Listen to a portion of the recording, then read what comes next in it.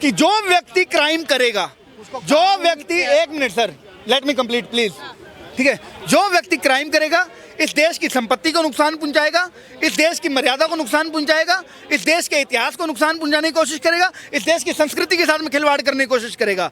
इन चीज़ों के साथ में जो भी व्यक्ति खेल करने की कोशिश करेगा उसके ऊपर बुलडोजर की जरूरत पड़े बुलडोजर चलाओ, टैंक की जरूरत पड़े टैंक चलाओ, गोली की जरूरत पड़े गोली चलाओ, अगर गाड़ी पलटाने की जरूरत पड़े तो गाड़ी पलटाओ, ठीक है। कोई आवश्यकता नहीं है इस तरीके ये फालतू के ह्यूमन राइट्स में बढ़ने की, ठीक है। झगड़ा है सारा उस कब्र को लेकर के हुआ कि वो जो आक्रांता था, मतलब काफ़ी औरंगजेब, तो उसकी कब्र को या उसकी हिस्ट्री को नहीं पढ़ाना चाहिए, उसकी कब्र को भी हटा देना चाहिए। तो इस पर आप क्या अपनी टिप्पणी करना चाहेंगे? हाँ, हमारा देश जो है, पहले अगर हम अपने पुराणों में जाएं तो ये हमारा था।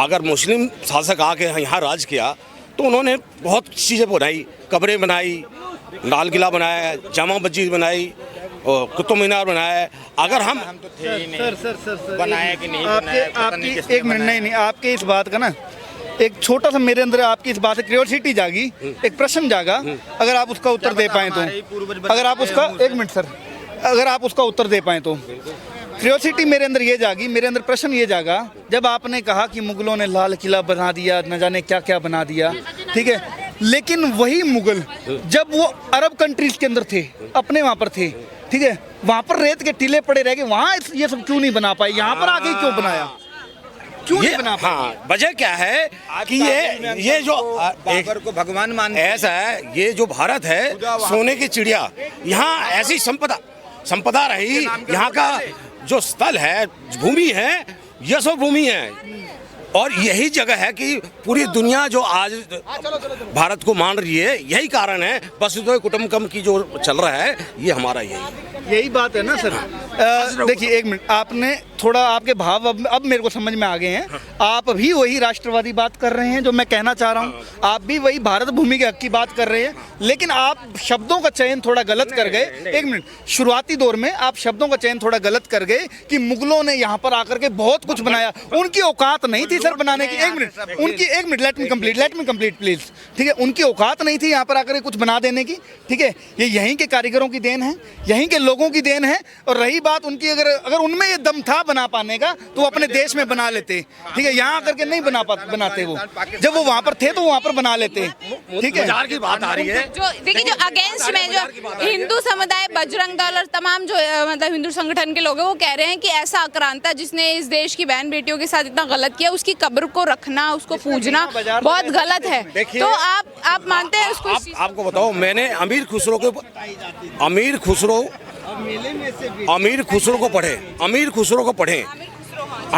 को पढ़े, उस तहजीब को पढ़े।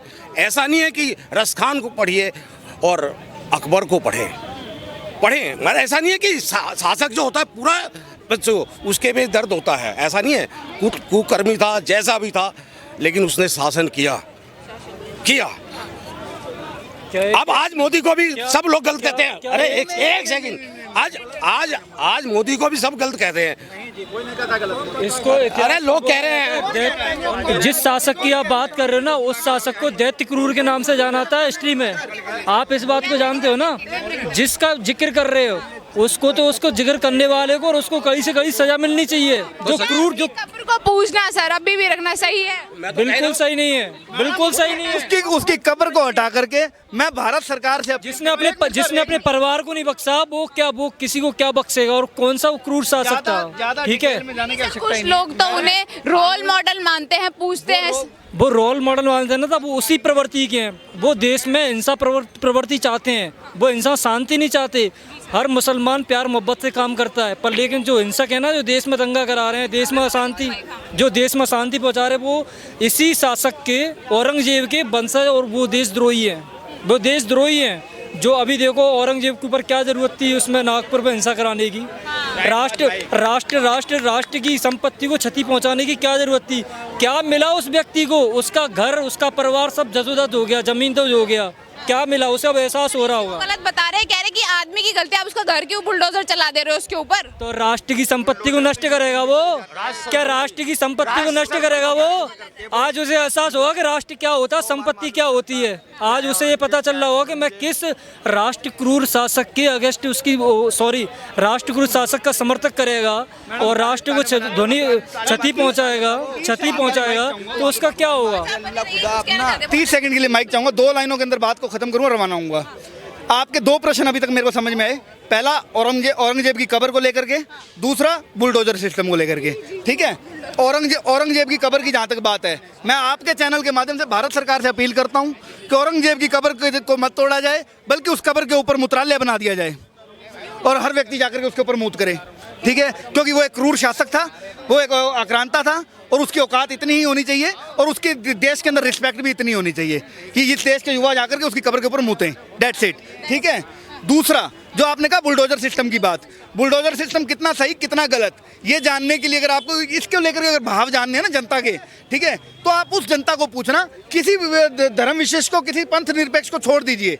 हम उतने ही प्रसन्न हुए थे जब विकास दुबे की गाड़ी पलट गई थी, जितने आज किसी और के ऊपर बुलडोजर चलने पर होते हैं। ठीक है, हम विकास दुबे की गाड़ी पलटने पर भी उतने ही प्रसन्न होते हैं, हम किसी और आतंकी के कुत्ते के मरने पर भी उतने ही प्रसन्न होते हैं। ठीक है, बात इतनी है, जो पॉलिटिकल लोग हैं वो इसको धर्म का चश्मा पहनाने की कोशिश करते हैं, वो इसको पंथ का चश्मा पहनाने की कोशिश करते हैं। हम लोग जो हैं, जो इस देश की न्यूट्रल जनता है, वो इस चीज़ को जाने समझे कि जो व्यक्ति क्राइम करेगा, जो व्यक्ति, 1 minute sir, let me complete please. ठीक है, जो व्यक्ति क्राइम करेगा इस देश की संपत्ति को नुकसान पहुंचाएगा, इस देश की मर्यादा को नुकसान पहुंचाएगा, इस देश के इतिहास को नुकसान पहुंचाने की कोशिश करेगा, इस देश की संस्कृति के साथ में खिलवाड़ करने की कोशिश करेगा।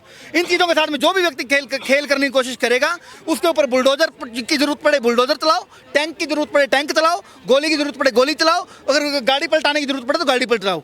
ठीक है, कोई आवश्यकता नहीं है इस तरीके से फालतू के ह्यूमन राइट्स में बढ़ने की। ठीक है, इन चीज़ों में बढ़ के ना, इन्हीं चीज़ों में बढ़ के लोग याकूब मेमन जैसे लोगों का साथ दे जाते हैं, अफजल गुरु की बरसियां मनाने लगते हैं, क्योंकि उनको पता है कि हमारे पीछे आज नहीं तो कल ह्यूमन राइट वाले आगे खड़े हो जाएंगे, हमारे पीछे आज नहीं तो कल कोई ना कोई लेफ्टिस्ट आगे खड़ा हो जाएगा कि नहीं भैया ये तो इंसानियत के खिलाफ है।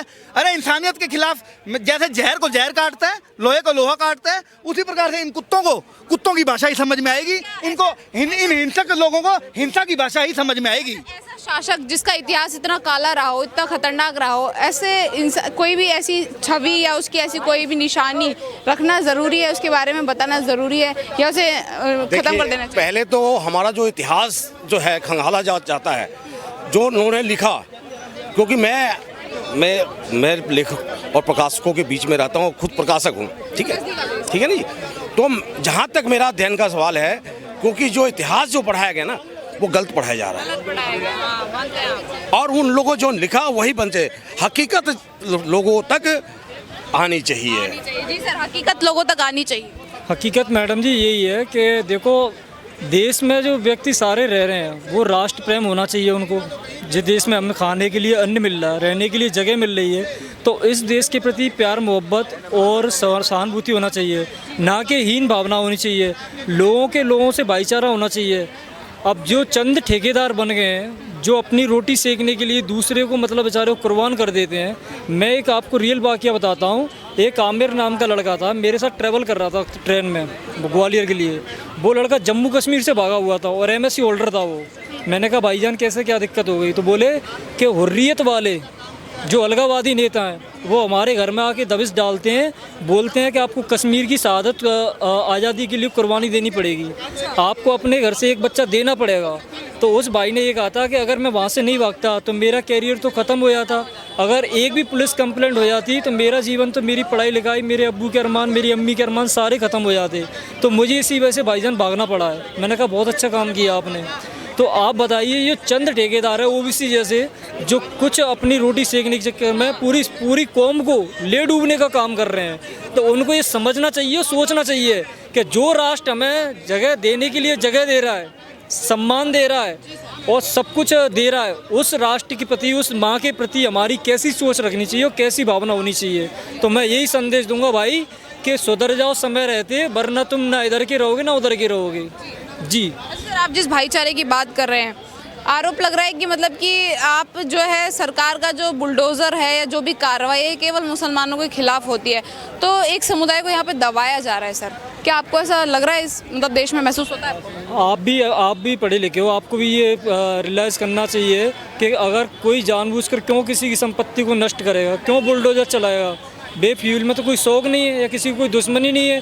अगर आप तुम राष्ट्र की संपत्ति को ध्वस्त करते हो, राष्ट्र की संपत्ति को आप क्षति करते हो, नुकसान पहुंचाते हो और लोगों को मारने जब दंगे कराओगे तो उसमें मौतवी निर्दोष मारे जाते हैं, तो ये सही है कि आपके लिए जो आप उन पर दोष मर रहे हो। सरकार तो अपना एक्शन लेगी ना। अगर आप राष्ट्र की संपत्ति को क्षति पहुंचाओगे, ध्वस्त करोगे, बर्बाद करोगे, तो तुम्हारे घर आबाद करेगी क्या सरकार? बचेगा कानून से। तो सरकार अपना इनको आबाद करेगी कि इनको बिल्डिंगें देगी या बंगले देगी? तो वही कार्रवाई होगी, वही कार्रवाई एकदम लीगल और राइट है।